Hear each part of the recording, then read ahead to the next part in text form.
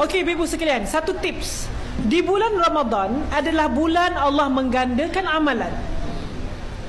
Amalan sunat mendapat pahala wajib. Amalan wajib mendapat 70 kali ganda. Dalam hadis dalam kitab Ihya Fadilat Ramadan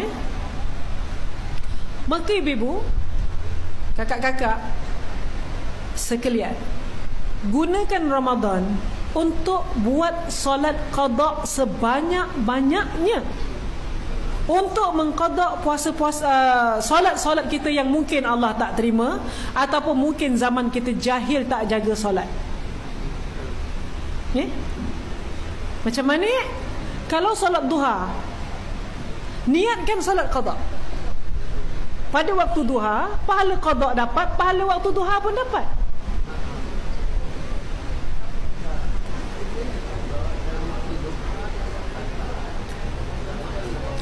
Semayang sunat qabliyah, ba'diyah, niatkan untuk qada. Pahala sunat qabliyah dapat, ba'diyah dapat, pahala qada bismat.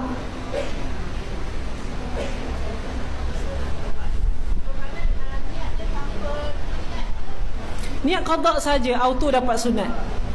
Allah ni faham. Otomatik dia. Ya. Okey, qada apa? Kalau qada subuh buat 2. Qada zuhur buat 4. Qada asar buat ya. Boleh. Duha buat 4. Insya-Allah. Masya Allah ibu-ibu, Ramadan ini Ramadan yang terbaik insya-Allah. Macam semayang biasa. Usalli fardhu zuhri 4 raka'atin qada'an lillahi ta'ala. Sahaja aku semayang zuhur 4 rakaat qada' kerana Allah Ta'ala. Ibu-ibu, ada orang dia niat nak bayar hutang solat sebab berapa tahun tak solat, masa tu jahil. Sekali dia solat, dia tandakan, dia ikat benang. Banyak tahun makcik tak solat. Walaupun dia buat solat tu tak cukup dengan apa yang tinggal, tapi kerana dia sudah berniat, ingat Allah tak terima.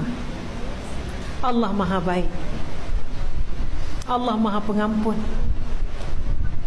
Ya Allah, aku niat nak qada solat aku baru dapat hidayah ya Allah. Baru solat qada 2 hari, Allah dah panggil. Tinggal solat 20 tahun. Allah Maha pengampun. Allah Maha pengampun. Allah Maha pengampun. Ya.